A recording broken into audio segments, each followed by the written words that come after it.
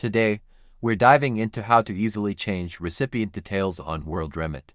Whether it's a quick edit you need or a complete change, I'll guide you step by step. First things first, grab your desktop or laptop and log into your WorldRemit account.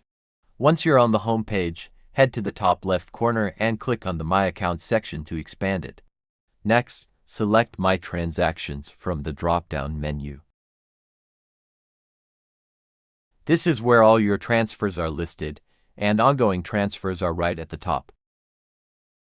Find the transfer you're looking to update and click on it. Now, look for the option to edit recipient details and follow the prompts. Remember, if your details aren't up to date, this could delay your transfer, so make sure everything is accurate. If you're on the go, you can also use the WorldRemit app to change your recipient's details. Simply go to the My Details section to make the necessary updates. And that's it. It's that simple to keep your recipient information current on WorldRemit.